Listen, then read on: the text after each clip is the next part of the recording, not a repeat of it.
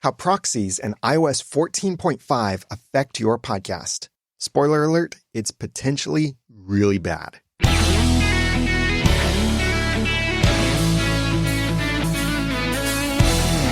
Thank you for joining me for the Audacity to Podcast. I'm Daniel J. Lewis from the audacitytopodcast.com. In summer 2021, iOS 14.5 introduced a major change to Apple Podcasts. And you might be thinking, well, why are we going back that far to that old version from a while back? It's because these changes have implications many podcasters may still not realize. And I bring this up quite often in the podcasting groups on Facebook, Reddit, on Twitter, and such. With this update, your audience on Apple Podcasts is no longer getting your podcast directly from your RSS feed, but from a proxy. And that has some potentially bad implications. I think potentially really bad, but I'll let you be the judge of that. And I do have some potential solutions. So this isn't a bad news episode, but the following does contain some definite strong opinions. If you want to follow along with the notes, go to the audacitytopodcast.com/proxies. That's spelled Proxies, or the show notes are a tap or swipe away inside of your app. So first, what is a proxy?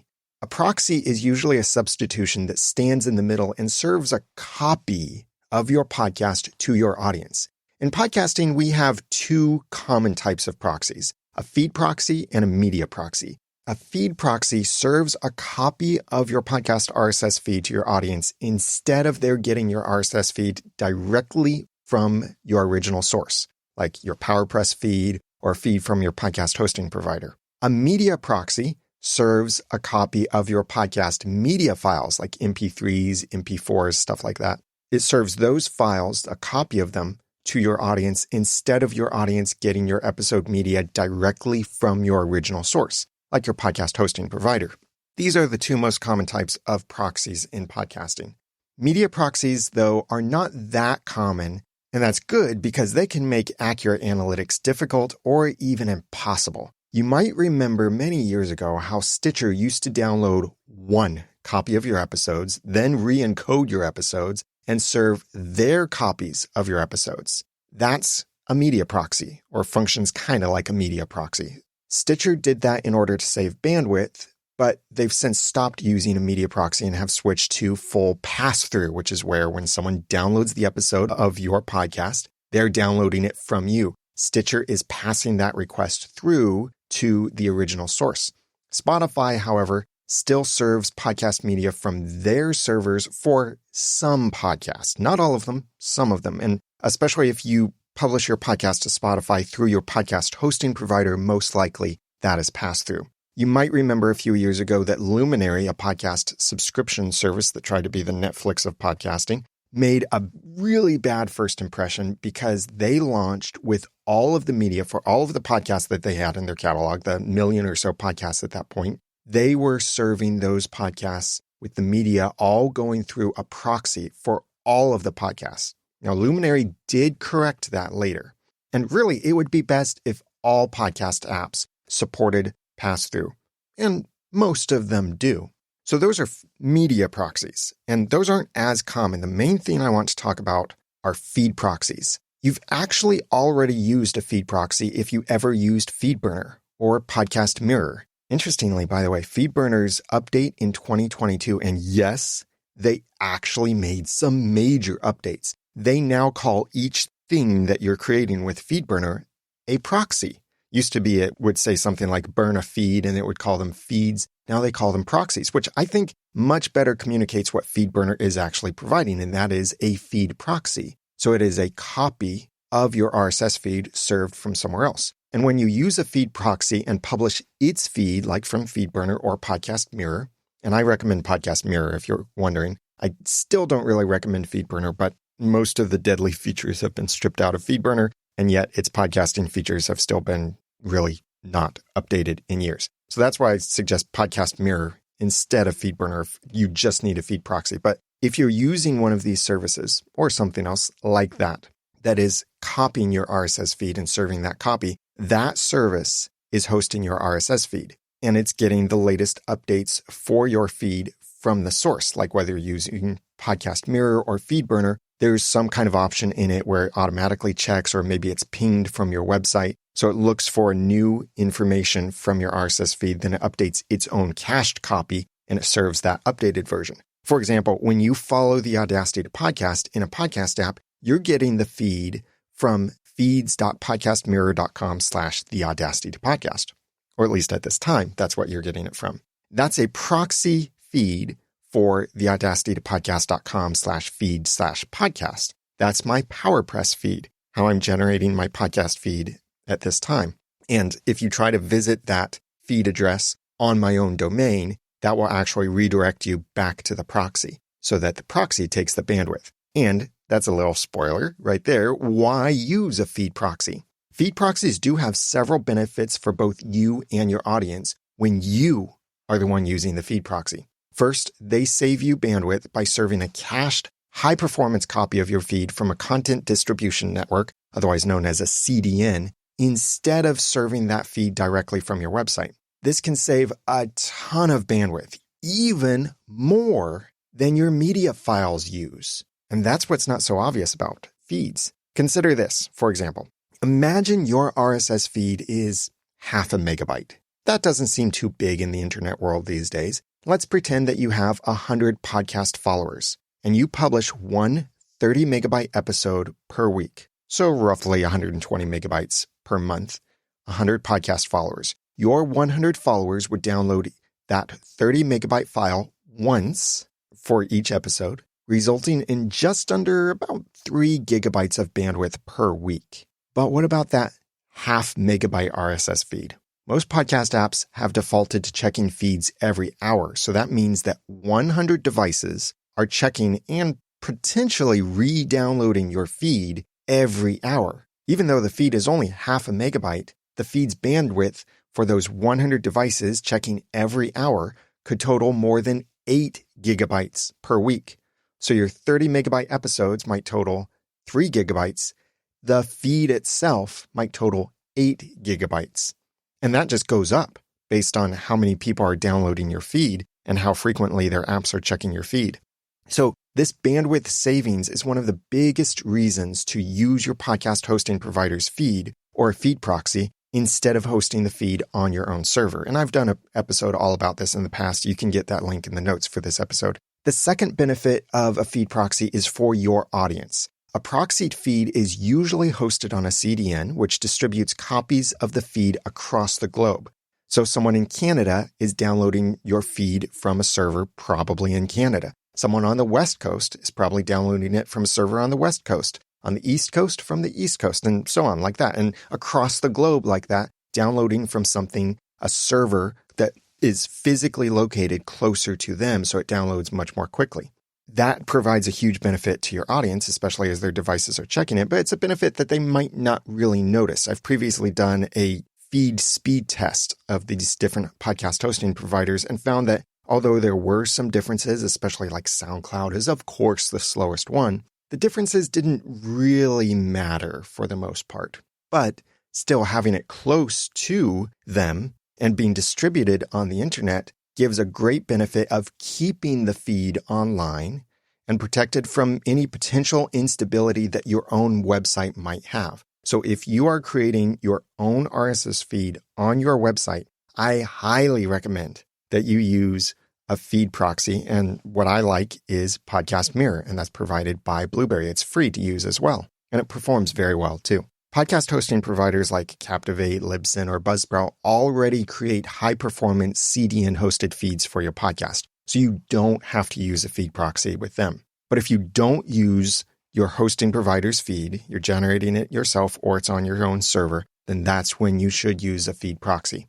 In short, I think feed proxies are good for you as the podcaster to use and then distribute that feed, as long as you can control that URL and where it gets information and where it potentially redirects if you ever need to redirect it in the future. And you can do that with Podcast Mirror, with FeedBurner, and some of these other services. So now that you know what a feed proxy is and its core benefits, I need to show you a potentially dark side of when a podcast app, and not you, but the podcast app itself, uses its own feed proxy for your podcast. which became a notable issue when Apple released iOS 14.5 in the summer of 2021. So what did iOS 14.5 change? And this change has carried over into future versions of iOS as well. And I anticipate that this will work this way for the foreseeable future.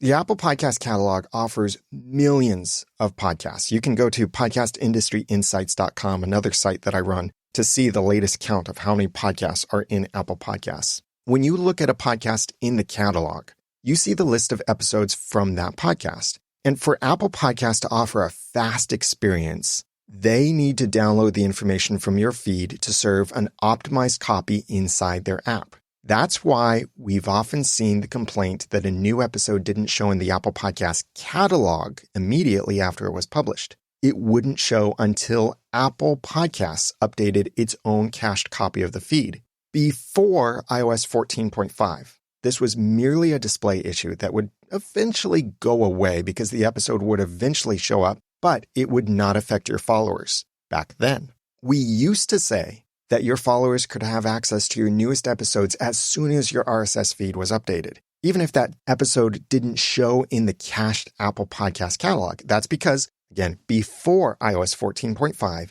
your audience was subscribed directly to your RSS feed. So when something was new in your feed, your audience would have access to it, even if it wasn't in the catalog yet. But iOS 14.5 changed that, and I have some major concerns about that change. With iOS 14.5, Apple sought to make the podcast library, and that's where you have all the shows you follow inside of your Apple Podcasts app. They wanted that library to match the experience of the podcast catalog, which is where podcasts are available for finding and adding to your library by following them. The Apple Podcast catalog still works the same as it did before, but now anyone who follows your podcast from the catalog, that is where they browse to your podcast or they clicked on your Apple Podcast link and they see it in the catalog and they tap on that follow button, they are getting your podcast feed, not the media files themselves, but the feed from Apple's feed proxy instead of directly from your feed. Now, first of all, this brings huge performance benefits. Let's go back to that example of your podcast with 100 followers. Instead of those 100 followers checking your podcast potentially every hour of every day, remember the 8 gigabytes of bandwidth that would require? The Apple Podcast servers now do that for your followers and push any updates to the 100 followers using Apple Podcasts. This significantly reduces the bandwidth and computing needs from 100 checks every time, maybe that's every hour, to only 1 check every time. And this infinitely scales up without increasing demand on your server. It could be 10,000 checks from 10,000 followers are now 1 check by Apple servers. 1 million followers, 1 check from Apple servers. And that 1 check by Apple servers is still done frequently in order to catch new episodes as soon as possible. But it's 1 server looking for new episodes instead of hundreds or thousands or tens of thousands or more separate devices looking for that episode. It's 1 device, frequently checking for new episodes. And anyone who followed your podcast from the catalog before iOS 14.5 was migrated to using Apple's feed proxy. So you don't have to worry about asking your audience to unfollow and refollow the exact same podcast just so you get the performance benefits. You get those benefits automatically because they were moved over after iOS 14.5. That's the good stuff. That's the good side of where Apple changed. But there's a potentially dark side of Apple's own feed proxy, or really any app's own feed proxy. And this is where some of my opinion comes in. But this opinion is backed by some research and some tests. Those first few months following iOS 14.5 were, they were so rough. Many podcasters wouldn't see their newest episodes being available for days after they published them. And that's a terrible thing to happen to a daily podcaster. And it's also bad for a weekly podcaster. The episode's not even downloading for days. That's because after iOS 14.5, people were subscribed to Apple's feed proxy, not your RSS feed. So you were at Apple's mercy. Apple's new system was really having a difficult time updating the millions of podcasts, or it wasn't updating them often enough. And this affected only Apple Podcasts, the catalog, and the people using Apple Podcasts to listen to your podcast. Since then, though, Apple has significantly improved their system so that the updates happen much more quickly. I've seen some people say that they see their feed getting hit by Apple. I think it was James Cridland from Pod News reported that his feed at one time was getting hit about every 6 minutes from Apple servers looking for new episodes. That's nice. And again, that's one server checking every 6 minutes. That's not tens, hundreds, or thousands of devices checking every 6 minutes. One server. And if you're still in a place where your episodes aren't showing up very quickly, the best thing you can do to ensure those episodes show up, and it's the same thing as before, is really to publish consistently at the exact same time with each episode. So if it's 8 a.m. on Mondays, publish 8 a.m. exactly every Monday. Stick to that schedule every time as much as possible. Most publishing tools now allow you to schedule when a new episode publishes, so that makes it a lot easier for you to be consistent without having to exactly precisely time when you press the publish button. Now, of course, this won't be reasonable for every podcast, especially a TV after-show podcast that maybe needs to publish their episodes as soon as possible on the same night the TV episode airs. So, of course, there are some exceptions, but as much as possible, try to publish at the exact same time. And Apple servers seem to learn that schedule and seem to start to try to expect a new episode around that time. Nevertheless, you might still see some delays when you publish a new episode to when it shows up in Apple Podcasts. And that's now both the catalog and for your followers on Apple Podcasts. But there's a potentially darker side to this that more people need to know. And this is what I'm trying to spread the word about in Facebook groups and Reddit and other places. And I have some strong opinions about this. By using their own feed proxy for your show, Apple Podcasts now has, but might not use this, but they now have, I know this is strong language here, communist-level control over your podcast. Since your audience who followed your podcast through Apple's catalog now gets your podcast from Apple's feed proxy instead of directly from your feed, Apple could potentially prevent your audience from downloading a particular episode, prevent your audience from receiving any future updates of your podcast, effectively canceling your podcast, or even, and I really don't think they do this, but they could even replace one of your episodes with their own episode media. Now, will they? I'll share some thoughts on that in a moment. So if Apple doesn't like your podcast, they do now have the power, and that's why I call it communist level power, to completely disconnect you from your audience on Apple Podcasts, or even change your message without you or your audience ever knowing. But would Apple actually use this power? I'll cite a controversial example. A few years ago, podcaster Alex Jones saw several of his shows, most notably InfoWars, kicked out of podcast apps and directories. Now, this is not a comment for or against Alex Jones or any of the claims for or against him. This is just an example, and it's a really good example to use for this. Now, that happened before iOS 14.5. So when his show was kicked out of Apple Podcast, they removed it from the catalog, which prevented new followers from being able to find his show in the catalog.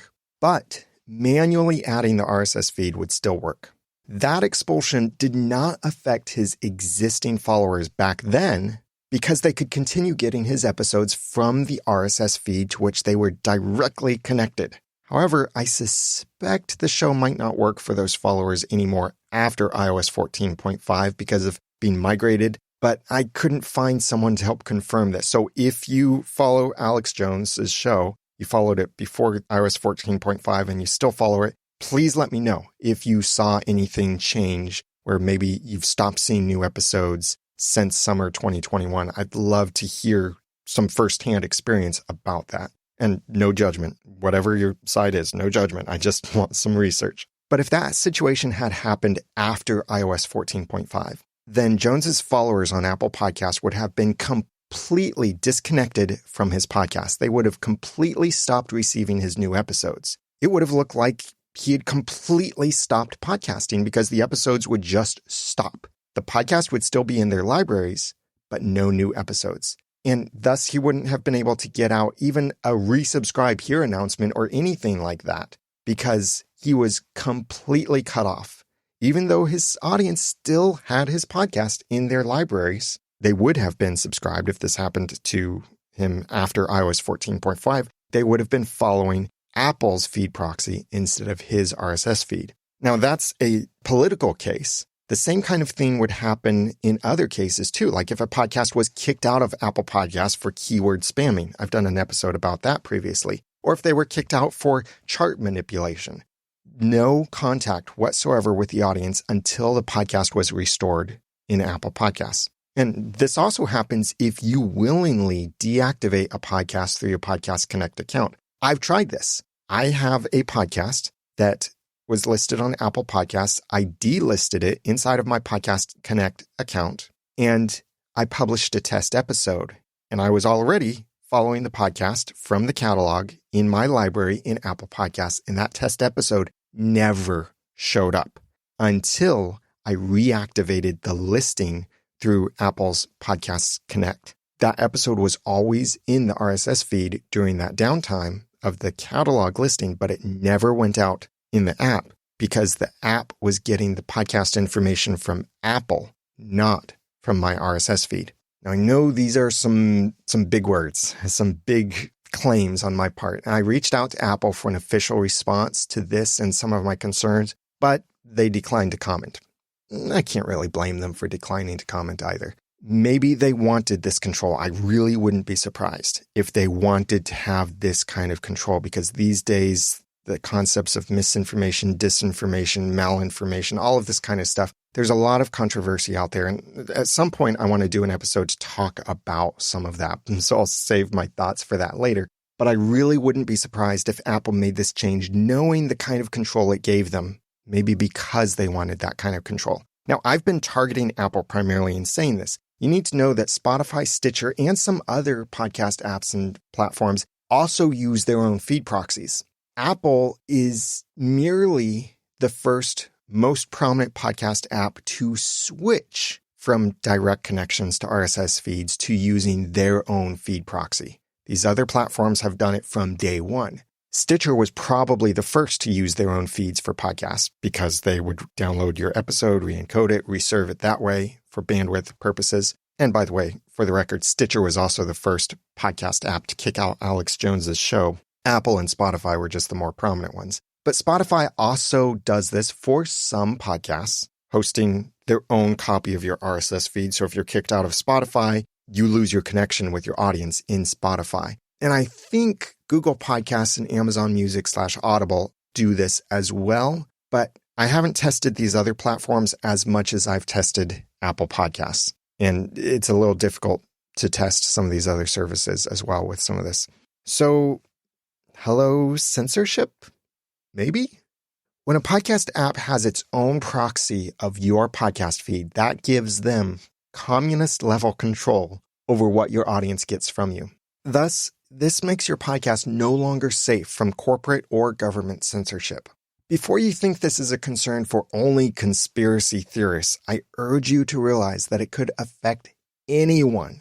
Imagine if Apple wanted to crack down on leaks discussed in the Mac Rumors podcast or 9 to 5 Mac or any Mac or Apple-related podcast. Or imagine if Spotify wanted to prevent your audience from hearing about other streaming music services. Or imagine if your state or country starts forbidding content deemed illegal in that state or country.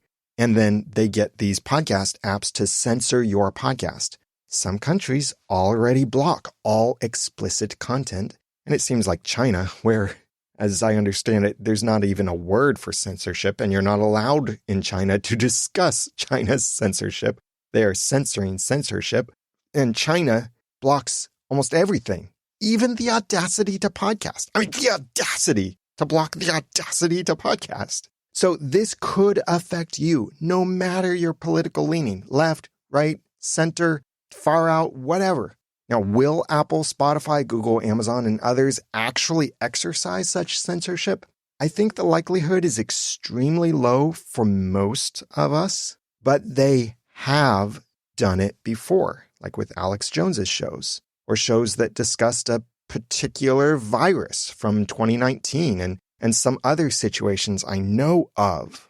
And now Apple has greater control to do it again. Some of these other companies had that control from the beginning of offering podcasts within their systems. Apple has now given themselves that control to have that level of censorship. But keep in mind, this is only in the context of what you add from each app's catalog, or if you're searching inside of that app or clicking on a link from that app's listing of your podcast. Apple Podcasts and nearly all other podcast apps still allow users to manually add any RSS feed to their personal libraries, and the app will not have any control over it, at least not right now, and that's probably going to be the way that it remains. And in my opinion, by the way, to be a good podcast app, the app must allow this kind of manual addition of an RSS feed. So yes, that means I don't consider Spotify to be a good podcast app. So even if your podcast was publishing illegal content by whatever standard, even Apple still lets you manually add it to your library in Apple Podcasts by manually following the RSS feed, just not from the catalog. I do think it's potentially in their rights for any of these podcast apps to disallow particular content in their own catalogs. If Apple wanted to ban all podcasts about Android or Windows operating systems from appearing in their catalog, they have the right to do so. There are plenty of other podcast apps that might filter or censor differently, or not at all. So audiences still have a choice, and podcasters can still build an audience. I think there is also a fair case to make against any kind of free speech censorship, at least in the United States of America, where that is a constitutional right, when a particular platform or service is used by a large portion of the market. In other words, when something becomes so big that it's like a public town square of the internet. And such freedom-protecting legislation is already in progress in different states and even maybe at a nationwide level, at least in the United States. But what level that requires the company to be, or what size, or what amount of usage, that's all up for discussion and debate in other places. Here's the thing. If you feel you have a legitimate reason to be afraid of corporate or government censorship, then promote only direct means of adding your RSS feed instead of promoting catalog listings. Just keep in mind that if you do this, you'll have to accept that you won't get any ratings, reviews, ranking, or proprietary analytics from those catalogs because the manual addition process bypasses any catalog features. This is kind of somewhat similar to Netflix, Amazon Prime, and similar video streaming services. And these are some of the closest examples I could think of similar practices or potential practices. In these premium video streaming services, I do have a little bit of experience that's kind of like this sort of podcast situation. Let's consider the TV show The X-Files. I never watched the whole X-Files series, but at some point I wanted to pick up where I last left off by streaming it for free at that time through Amazon Prime, because it was available for free for a while. But then Prime no longer offered the show for free. I could only continue watching the show by buying it or renting it from Amazon Prime or going somewhere else. Amazon wasn't censoring the show. They weren't actually disallowing me from watching it. I only couldn't watch it for free anymore through my Prime Video membership. But I could rent the show. I could maybe find it on another streaming service, or I could borrow it from my public library or buy the discs myself. Movies and shows frequently leave streaming services due to licenses. That simply means you have to get the content some other way. Apple Podcasts and these other top podcast platforms are similar in that they're simply excluding certain content in their proprietary catalogs and the systems fed from those catalogs, like the Apple Podcast Search API that many other podcast apps use. Now, there is a technical aside here for the iTunes block tag that you may have heard me talk about in regards to explicit episodes. Some of the currently 175 countries with Apple Podcasts block explicit content from their catalogs. If your show was otherwise normally clean or unmarked, a single explicit episode could get your show kicked out of those regional catalogs. Before iOS 14.5, that wouldn't affect your existing audience because they could still get your show from the RSS feed and, in fact, still get that episode, the explicit episode. But now, getting kicked out of a region's catalog disconnects you from your audience in that region. There is a slight workaround for that single episode situation. You could add the iTunes block tag to that episode in your RSS feed, and your publishing tool should allow you to do that. And that would block that episode from showing in the Apple Podcast catalog and thus prevent your podcast from being kicked out of those few explicit blocking regions. If you did that prior to iOS 14.5, your followers could still get that blocked episode because they were connected directly to your RSS feed. But since iOS 14.5, your followers will never get that blocked episode because it's blocked from the feed Proxy. Thus, iTunes Block now completely blocks that episode from Apple Podcast followers, unless they had manually added your RSS feed to their library. So, is there a solution to this?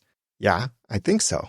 And it's Podcasting 2.0. Here's the call to action, the sales pitch. It's not a sales pitch. You're not buying anything with Podcasting 2.0. I think Podcasting 2.0 provides better solutions in all regards to the issues and problems that this potentially raises. Podcasting 2.0 and the Open Podcast Index were started before iOS 14.5 was released, but Apple's update with 14.5 made the need for Podcasting 2.0 and the Podcast Index so much bigger. I see two relevant solutions that Podcasting 2.0 provides. Number one, a censorship-free podcast catalog. The Open Podcast Index catalog is free from corporate and government censorship. The goal of Podcast Index is to include every podcast, unless opted out by the podcaster.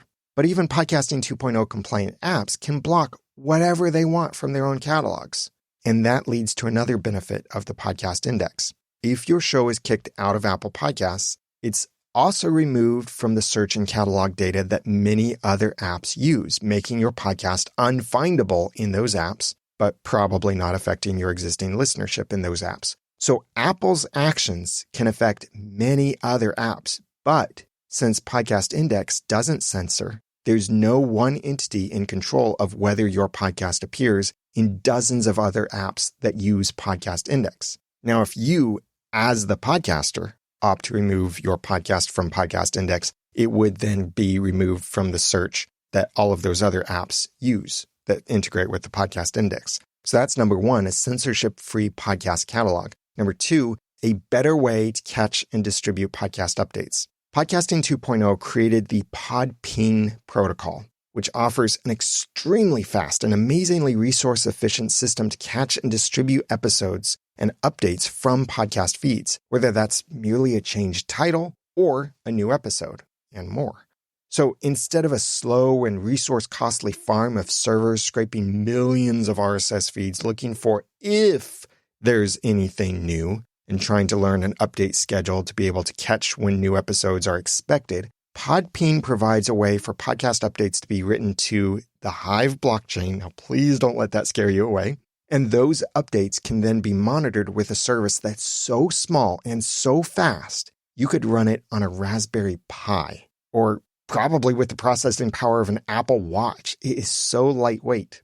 And if you want to see more technical information about this, check out podping.cloud, and I have that link in the episode notes for some more technical information. And if you want to just watch to see a preview of how this works and see new podcasts showing up as updated, then go to podping.watch to see the updates displayed in real time. So those are two great benefits that Podcasting 2.0 provides that help overcome these issues and help protect you and your podcast. So with this information, I've raised some concerns, I've raised some alarms, some things that I really think podcasters need to know that has changed.